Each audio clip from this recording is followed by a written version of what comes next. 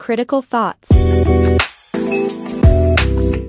I bet you've walked down a busy street and seen someone crouched in the corner of the road, begging or crying out. Obviously, you feel bad for them. You might throw a coin or two in their hat and be on your way. That is sympathy. But did you know that empathy is actually different? Empathy goes beyond that. Instead of walking past that person, empathy is getting down on your knees and comforting that person. And for a moment, sharing their burden. That, my friends, is real empathy. And it's no wonder that it's declined so much. It's hard to blame anyone in particular because we live such busy lives and in cities full of strangers. How many strangers would you or I crouch down for and comfort? It's simply easier to give them some money and be on your way and feel that, hey, at least I did something. But if you really think about it, it still leaves you feeling this sense of emptiness. At least it makes me feel so disconnected and even heartless that this is all I could do for someone in pain. But that is the nature of our modern society. It is not an accident that this is where we have evolved to. It's on purpose because if you think about it, the more individual we feel, the easier it is to sell things to us. The more individualized we become, the more we stop relying on our neighbors for sugar and instead go to the grocery store. And this is the perfect society for serial killers to thrive in. Because in this kind of individualized society, nobody really cares. Nobody cares if some random person goes missing unless like they're famous or like they're a kid or something, right? Why? Because you just hear this kind of stuff so much that you become desensitized to it. It stops affecting you. So now instead of caring for our communities or our tribes, we care for a small group of people, friends or coworkers, because to be honest, humans are just not designed to have this many relationships. In fact, research has shown that most people can only have up to 100 to 150 stable relationships. Beyond that, it gets harder and harder to manage. But I think when it's possible, we should always try to be an empathetic version of ourselves. Because you know that random person you bought a sandwich for, or that person you gave your hand to when they fell down the stairs? They will remember that one random act of kindness when they lose all hope in the world. In that darkness, you will be their light. So try to always be the light, as cheesy as that sounds, because the gifts that you give will always give back. On that note, feel free to leave a like, comment, or subscribe. I worked really hard on this video and your support would mean the world to me. Welcome to the Critical Thought Show.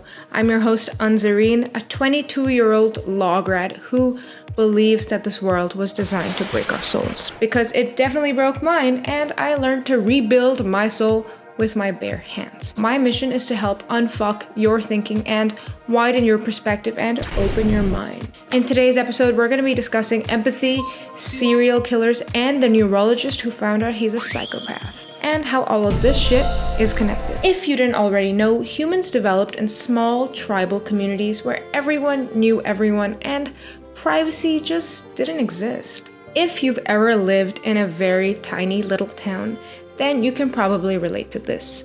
But let me ask you a question. In this kind of small, tight-knit community, do you think a rabid serial killer would go unnoticed? No, right? Exactly, because everyone in this community would hold the killer accountable and punish or exile them as needed. In this way, the community would protect itself. In fact, in these communities, serial killers did not exist. Why? Because those raised by the community would naturally feel empathy for all their community members and use whatever killing instincts that they had against the other, meaning rival tribes and other perceived threats. This is especially true if you remember that old saying, "It takes a village to raise children." In our modern world, I feel like this doesn't really apply as much, especially in the West, which is a totally hyper-individualized society. In these kind of societies, a village doesn't raise children. It's usually just 2 caregivers and some paid helpers if they can afford it.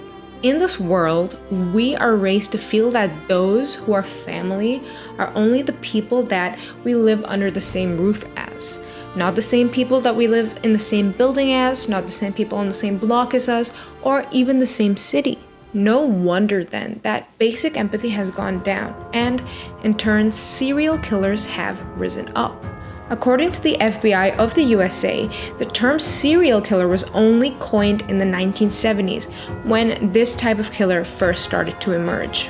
Mindhunter is one of the best critical shows about the history of serial killers and how the FBI went about identifying why people kill. So this show is actually a dramatization of historical events, so it's kind of real.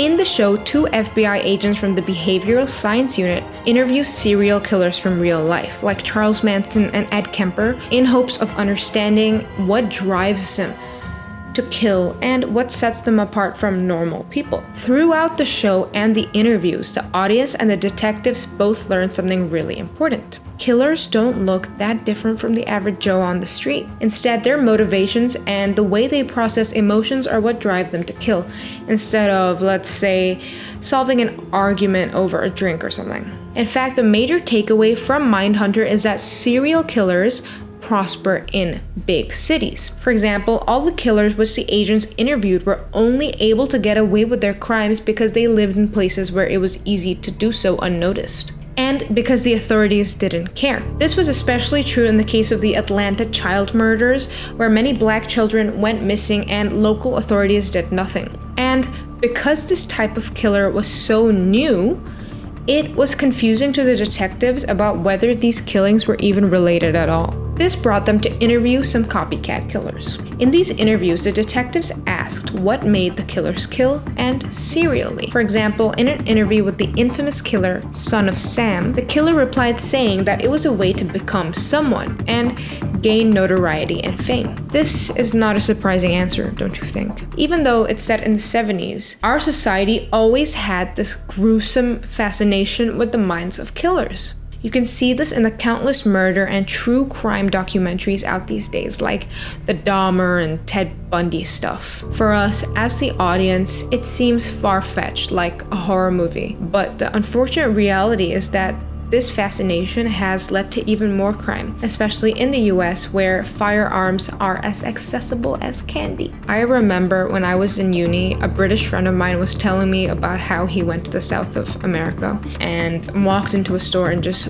bought a firearm, without anything. It was just really easy. Just like how you or I could go into a convenience store and get a soda. It was that easy. And that really blew my mind, and I've just never been able to forget that since. Let me tell you why today's topic is serial killers and empathy. I believe that the surge of serial killers and the collective fascination with serial killers and the general lack and practice of basic empathy in our modern world are all connected. And I know that many people will argue and say that no, it's none of that. Killers are just born bad and they have brain deficits that make them abnormal and unable to feel regular emotions like guilt and empathy. And while I'm not denying any of these biological aspects, I believe that killers prosper more because of the current nature of our societies. But hey, if you don't believe me, maybe you should hear the story of the neurologist who found out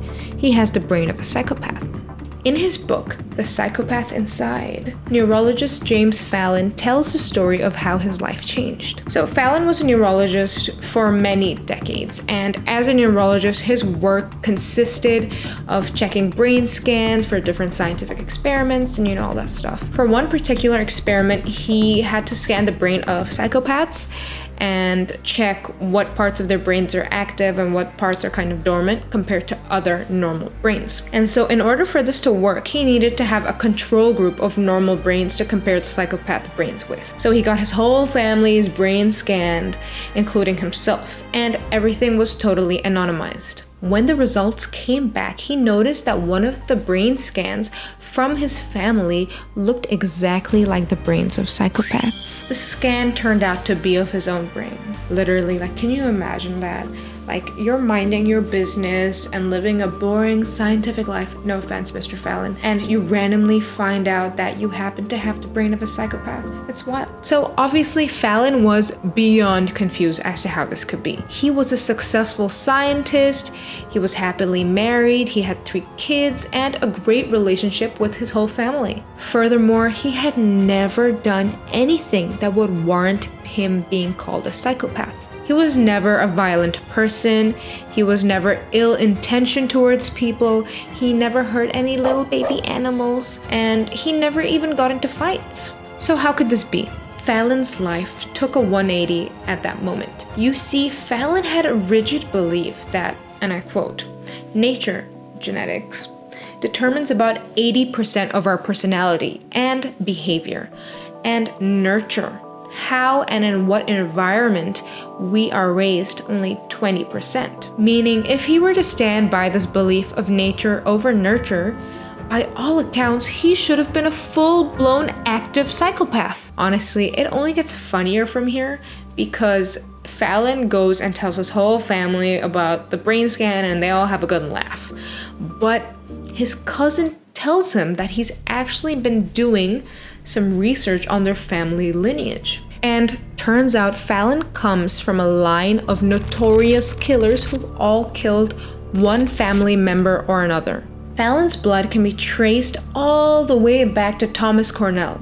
Yes, like Cornell University. Yeah, those Cornells. And Thomas Cornell killed his own mother in 1673 and was hung for it. And then Rebecca's descendant, Alvin Cornell, killed his own wife. And then there's the infamous axe murderer, Lizzie Borden, who killed both her parents in 1892. Crazy, huh?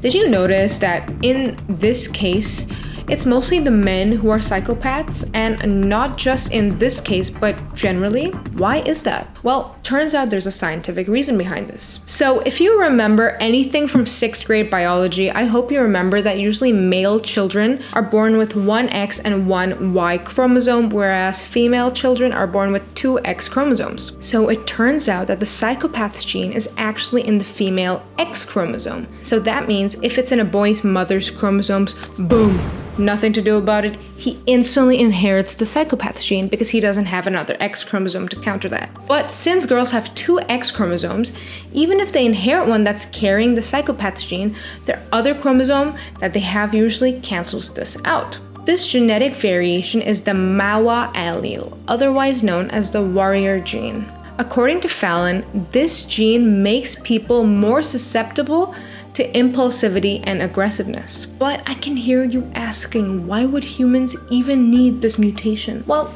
in the past, war was a big thing. And I mean, don't get me wrong, it's still very much a thing, but back in the day, and for most of human history, it seems, people, especially men, fought to get their ways and protect their people. So that's why Fallon suggests that in the most criminally active or war-torn parts of the world, psychopaths prosper because girls get drawn towards the bad boys for safety against the harsh social reality of constant unsafety. But what this results in is the warrior gene simply getting passed on and on until the whole society is just a whole pile of anger issues waiting to go off. I think it's kind of crazy how something that was meant to protect humanity ended up contorting into this violent thing instead. But Fallon has the brain of a psychopath and even has this warrior gene. So how come he didn't end up a psychopath, but instead ended up being a pretty normal average dude / scientist? That's because he doesn't qualify for the last criteria needed to be a full-blown psychopath. So Fallon says that there's 3 criteria for being a psychopath. Number 1, unusually low functioning of the orbital prefrontal cortex and anterior temporal lobe, including the amygdala, which controls executive function and emotional regulation and impulsivity and stuff like that, which he ticks the box for. Number 2, the high risk variants of several genes, the most famous being the warrior gene, which he also had. And lastly, number 3, early childhood emotional, physical, or sexual abuse. which was totally missing from his life. So here's the kicker. A man who should have, by all accounts, been the baddie that he was born to be. No, not that kind of baddie. Didn't become a baddie in his own words, because I was a lucky psychopath with a nurturing family, a kind and loving father, and an insightful mother who saw a son in trouble early on and guided him gently. In fact, Fallon goes on to say that in a survey of 35 psychopathic offenders in youth detention facilities, found that 70% reported serious mistreatment throughout the course of their childhood. How sad is that? This is what I mean when I say that our societies are creating killers. The lack of love and empathy we have for each other has a literal effect. It literally affects how people grow up to be as adults in the real world. In psychology, they call this attachment theory. Attachment theory states that children need at least one stable caregiver who can meet their emotional needs in order for kids to have a normal social and emotional development. If you've been seeing a lot of stuff online about childhood trauma and all that stuff, this is where it all ties in. Trauma is basically anything that children can't process that stays with them as they grow older. It's nothing as simple as your parents were mean to you. It's more like you were systematically denied the opportunity to develop normally and instead were met with a sustained hostility, like those kids. So it's no shock to me that these kids who were already prone to aggression on a biological level gave into their psychopathic nature when they got older because they were never treated with love but only met with violence. This is something I definitely have strong feelings about, and I feel like only now are we seeing the power of proper parenting on children. And this is definitely a conversation that I think needs to be had now more than ever, especially for people of our generation who will soon become parents, or not. I hope for all our sakes that we parent with compassion and love, not only so that our children don't turn out to be psychopaths, but so they can grow up to be well-adjusted adults who take care of their communities and change the sad reality of our current world. It's definitely not going to be easy for us, especially those of us who have had adverse childhood experiences, but in a way, I see it as our destiny to counteract evil with goodness and love, because it's true.